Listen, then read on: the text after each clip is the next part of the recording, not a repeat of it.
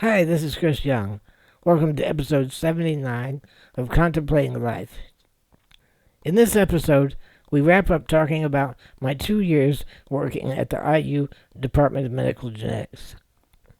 One of my fondest memories of working in the genetics department was a cookout we were invited to at the home of Doctors John and Judith Gerting. I mentioned in a previous episode that he enjoyed restoring vintage Ford Thunderbird cars. He had recruited one of his programming classes to write software that kept track of scoring the judging of classic cars at car shows. At the cookout, I had the opportunity to see one of his impeccably restored vintage Thunderbirds, and another one that was a work in progress at the time.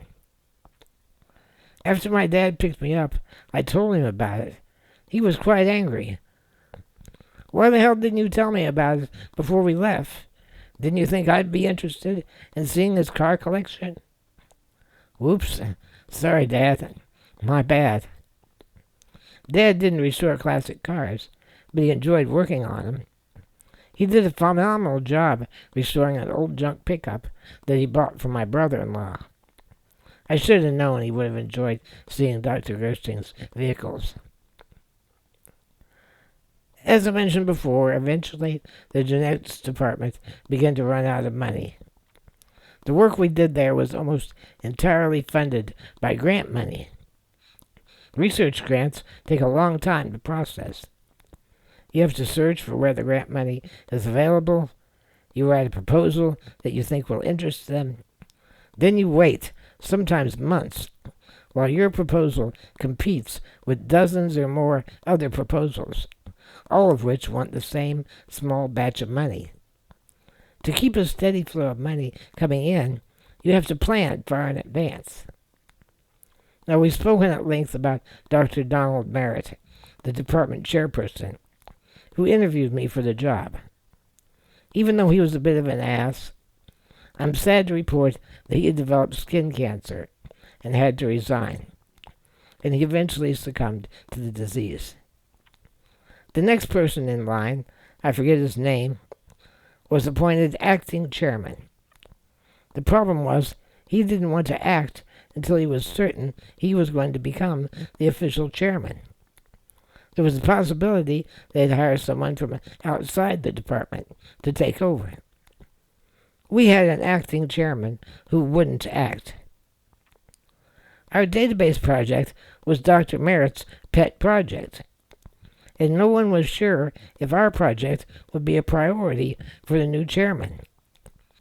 No one was writing new grant proposals, and the money was running out.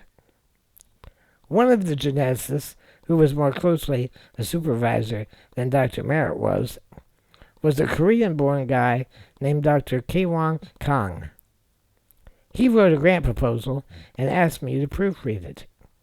I told him my spelling skills were terrible, but I would take a look at it. Even with my horrific lack of ability to spell, I could see there were numerous spelling errors. It was also written in very broken English, obviously by someone for whom English was not their native language. But it wasn't just the spelling and the bad grammar. Most of it was incoherent. And I'm not saying that because I did not understand the genetics. It was just a terrible piece of writing. I was very blunt with him. I told him if you submitted that proposal, it would be an embarrassment to you personally and to the department as a whole. I told him I knew nothing about writing grant proposals, and I explained that I was incapable of fixing this one, but I could tell by looking at it that it was a mess. I acknowledged that I understood English wasn't his first language. I said to him, "You need to look at this like it's a disability. I don't go around attempting to do things I'm physically incapable of doing. You shouldn't be writing proposals in English when you don't have the communication skills to do so effectively. Now, I can write English well enough with the help of someone checking my spelling, but I don't have the background to know what it takes to get grant money, so I can't do this for you. You need to find someone who knows what they're doing and can help you do it. I didn't fault him for not having the skills to do the job.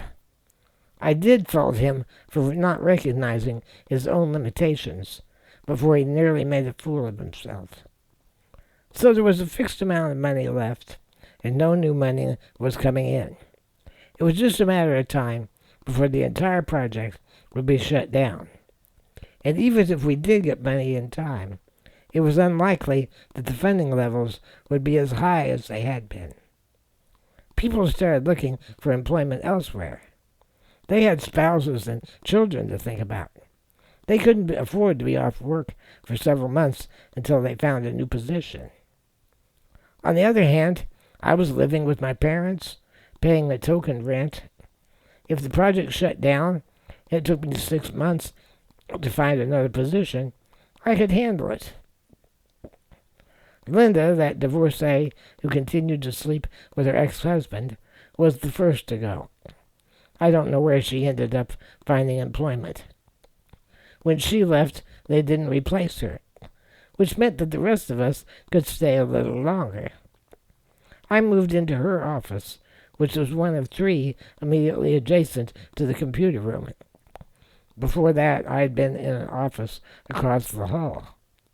A couple of months later, my friend Buzz left. As I mentioned in the previous episode, he found employment with Eli Lilly Pharmaceuticals. They used Hewlett-Packard computers, which were often connected to laboratory equipment in those days, and he was familiar with them. As I mentioned, he had a master's degree in chemistry, so the job was ideal for him. And as I said in the last episode, we stayed closely in touch for many years, generally visiting each other once a week. Dale was the last to leave before me. I don't know where she found employment or what happened to her. I considered her a pretty good friend, and I should have tried to stay in touch. When she left, I moved into her office. It was the biggest one. As I mentioned before, I typically arrived at 8:30 a.m., even though everyone else arrived around 9. I would go straight to the office and start running a file conversion program. It would take data from punch card files in our old format and convert it into the new format for our database. If there was no new data yet ready, I would run the data consistency check program that I had written.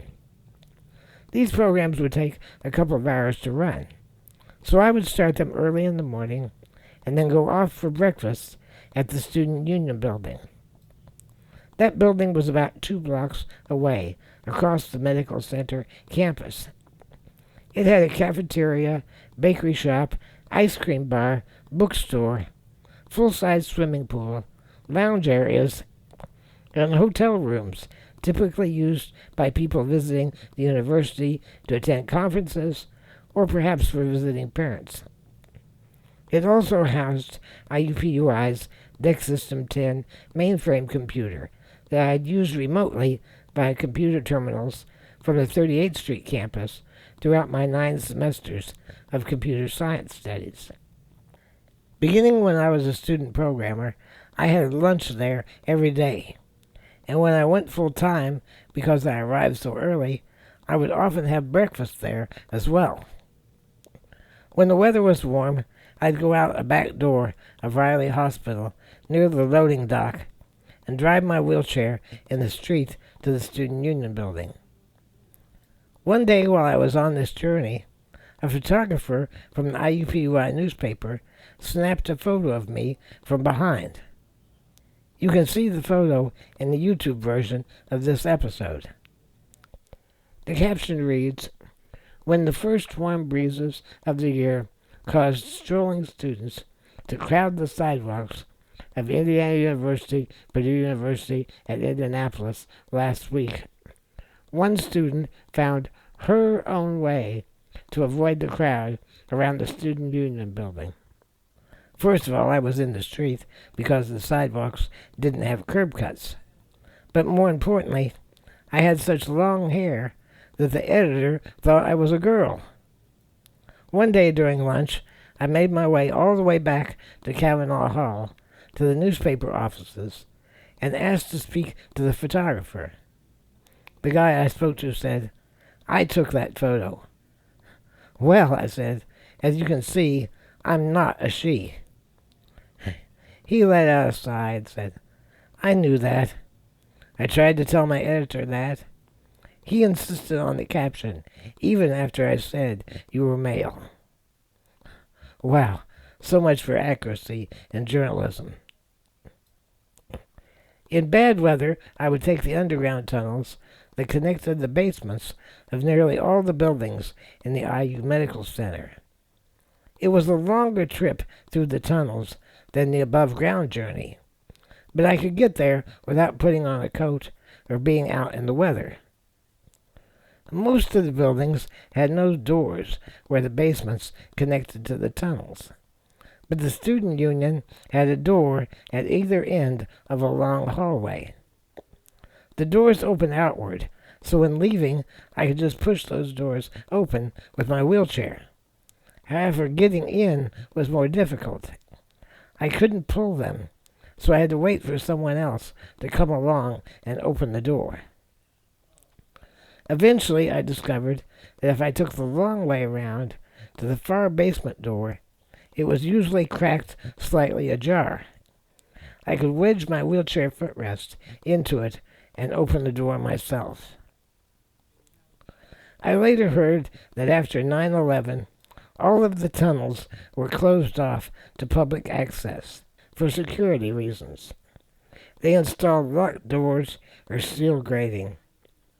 Only maintenance people who had specific needs to use the tunnels were allowed access. I wondered if I would have been able to persuade them to not lock it down if I was still working there. Were there other disabled people who'd use the tunnels? Even if they issued me a key, I wouldn't have been able to operate it on my own.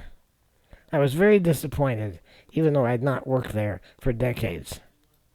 At lunch each day, I never had any trouble asking strangers to help me with my cafeteria tray. The cafeteria made a really nice cheeseburger and steak fries. I would also get a Coke. I don't ever recall ordering anything other than that for the entire 2 years. They had a pastry shop with fresh-baked donuts and coffee every morning. I would order a glazed twist donut, a cup of coffee with 2 sugars. The lady who worked there began to recognize me, and I didn't need to give my order after a while. She would just say, "The usual?" I'd say, "Yep." She'd come out from behind the counter and hand the food to me. I would put the napkin-wrapped donut in my lap and carry the coffee. Nearby there was a lounge area with some tables, and I would sit there and eat my donut and drink my coffee. The TV was on every day, usually tuned to Good Morning America. I would have preferred the Today Show, but I wasn't there very long, so it didn't matter. An old friend of mine from Robert's school, Chris Fryman, was often sitting there in his wheelchair watching TV.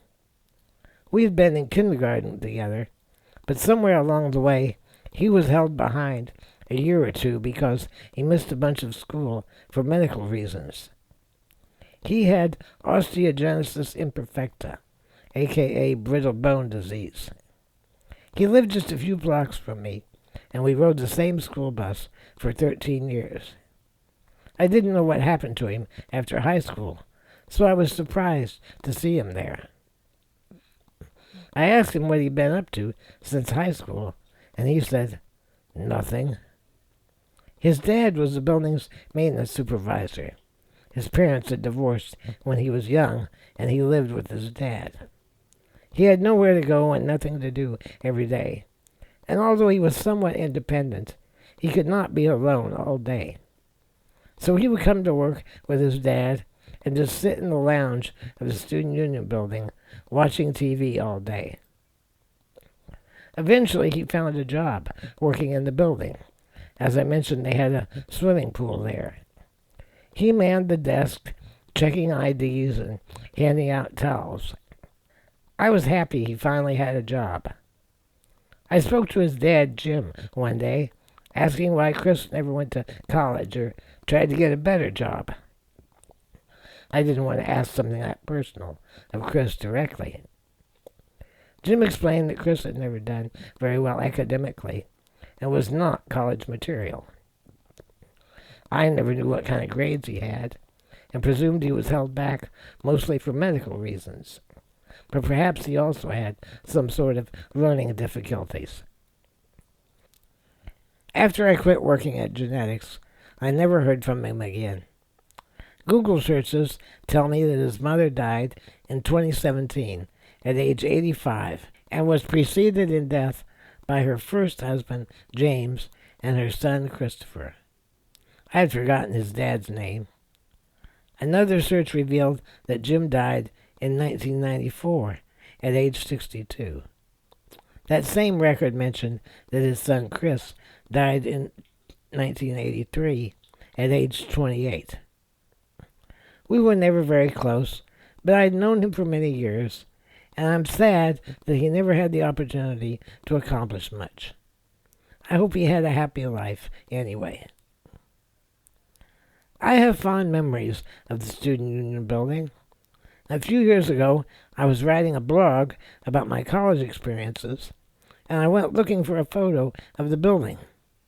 I couldn't find it on Google Maps. I didn't realize it had been torn down in 2010 to make room for the new Eskenazi Hospital that opened in 2013. My original script for this episode said that I could only find one low-res image of the Union Building. But while preparing this podcast, I found dozens of images in the IUPUI digital archives. It includes construction photos from 1952, lots of photos from 1956 when the School of Nursing was opened, and some more current photos from 2004, which depict the building as I remembered it in the late 1970s. Although IUPUI wasn't officially formed until 1969, the IU Medical Center has been around in one form or another since the early 1900s. See the YouTube version for some of these pictures, and links in the description for the entire photo archive and historic timeline of the history of Indiana University in Indianapolis. After everyone left, it was strange working alone in the genetics department. I don't recall, but I don't believe we continued to have the weekly Friday afternoon staff meetings. The only people around the computer area were me and the key punch lady, Paula. There was no pressure to get anything done. Any progress I made was appreciated because their expectations had diminished to zero under those conditions. Some days I just sat around the office, occasionally checking on the status of the file conversion programs. I would sit at Dale's desk, reading an analog science fiction magazine that I had picked up at the Student Union bookstore. Despite the lack of pressure, my health began deteriorating. I'd get headaches every day and take some Anacin aspirin. In the afternoon, I would take a break and go upstairs to a vending machine room in the hospital and grab a Coke. I had no realization of how much strain this was putting on my heart.